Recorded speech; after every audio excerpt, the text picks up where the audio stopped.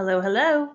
Today we are going to continue working on decimals, but we are going to be looking at how to represent decimals on a number line. And because decimals are connected straight with fractions, we're actually going to start with fractions on a number line. So I want you to take out your notebook and I want you to write this down. So whenever we talk about this again, you'll be able to find where we were. It says we're going to take fractions to decimals on a number line. We have been doing fractions on a number line since you were in third grade. So this part should be a review to you, and this will be how we make it new. Okay? I'm going to pull out some tiles and some grids to show you, and I know you don't have those at home, so if you'll just kind of follow along with me. But anything that I draw, I would like you to draw it. My screen's trying to, there we go. If it gets blurry, y'all can't holler at me anymore, so I'll try to keep up with it. Okay, so what I want to talk about is what our fractions and our decimals look like when we're using a number line to represent them. So if you remember, when we look at our fraction tiles, each fractional piece, we got those bars, each piece will represent how much it would take to make a whole. So when we're dealing with decimals, we're dealing with tenths or hundredths. When we talked about hundredths, we were using our 100 grids, like what we've used in the last 3 videos. Today, we're looking just at tenths, okay? So what we know is that it takes how many tenths to make one whole? I want you to think just a second. If you have tenths as your denominator, how many of those would it take to make one whole unit? It would take 10. 10 tenths. It's like if you're eating a cake and you've got it cut into 10 pieces, you'd have to eat all 10 pieces to eat the entire cake. Okay? So this is how it looks if we made it a bar. And decimals are going to match perfectly with this, okay? So I want you to get your pencil out and I want us to draw a number line.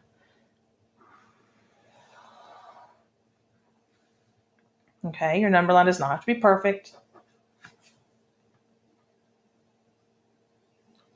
And I want us to try to think about how it looked when we used to represent tenths on a number line.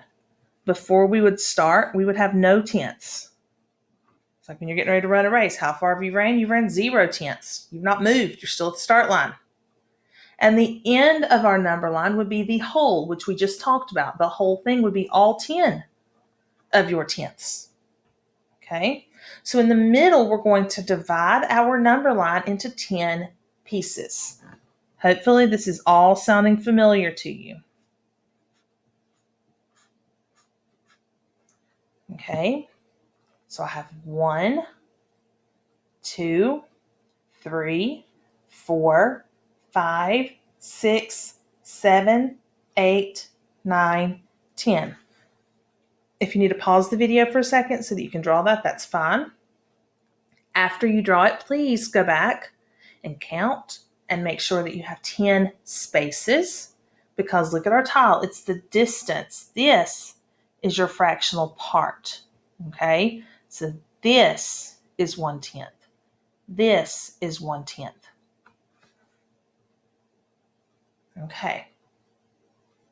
Now, if you remember, I'm going to draw a little chart just as a review for you. And if you want to draw this, that's fine. We talked earlier in the week how when we have a denominator of tenth and we're writing out our decimal, we have no holes, point, and then this is our tenths place. Okay? So if I have 1/10, then my decimal would be 0.1. If I have 2/10, 1/10, 2/10, then my decimal would be 0.2. So 2/10, 0.2. 3/10 would be what? 0.3. Are you seeing the pattern? 0.1, 0.2, 0.3, 0.4.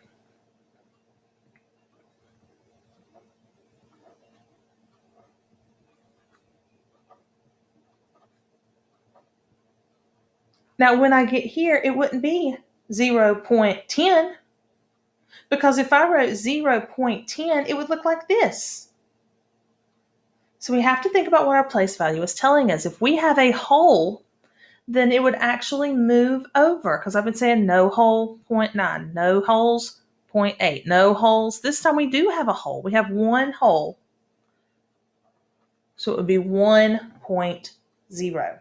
If you thought about this in terms of money, then tenths means we're dealing with dimes, because it takes 10 of those to make a dollar. So this would be you have no money at all.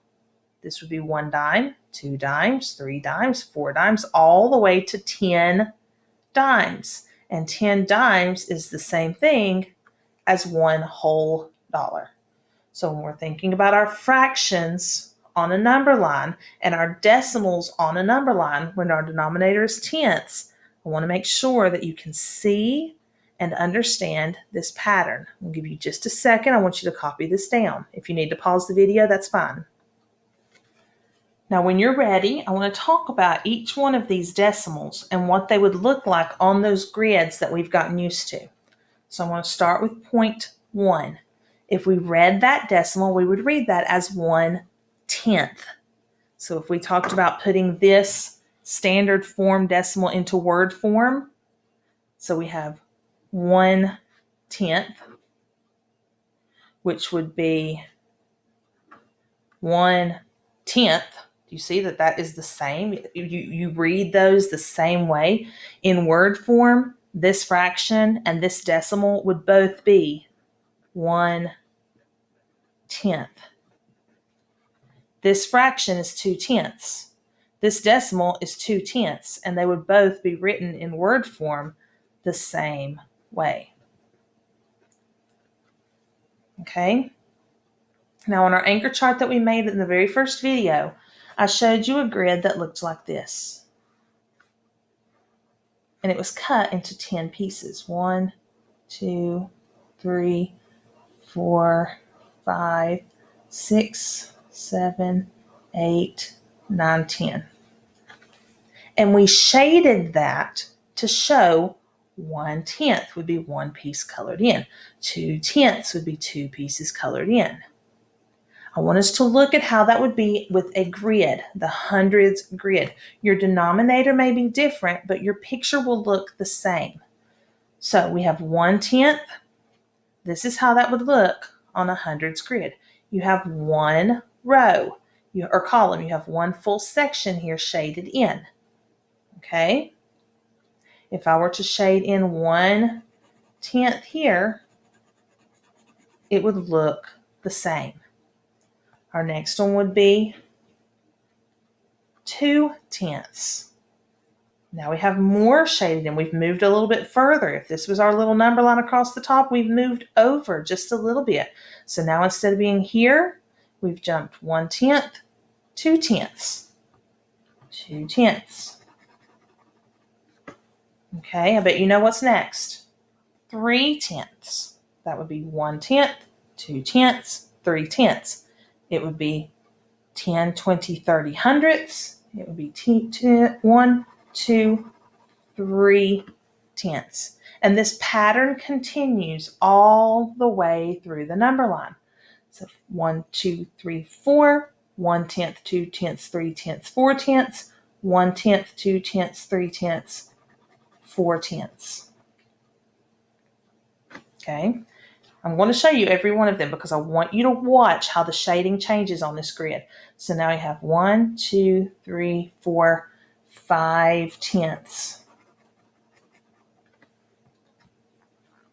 The next decimal, we have 6/10. The next decimal, we have 7/10. 8/10, 9/10, and the last one, as a fraction, we might call it 10/10. But as a decimal, it would be 1. 1 whole, $1, 1 unit. Okay? There's no decimal here. It's just 1. We will be talking more about number lines and practicing finding decimals on number lines, but today all I want you to do is to pay attention to this pattern and see if you can understand the connection between 1/10 in our fraction tiles and tenths when we draw out our decimals, okay? When you're comparing these, it works the same way. 3/10 is still less than 6/10. 7/10 is still greater than 4/10. That does not change, but make sure you see the pattern of how these numbers are written. And all next week, we're going to be focusing on number lines and how to represent decimals when we're using these number lines. I love you guys. Stay safe.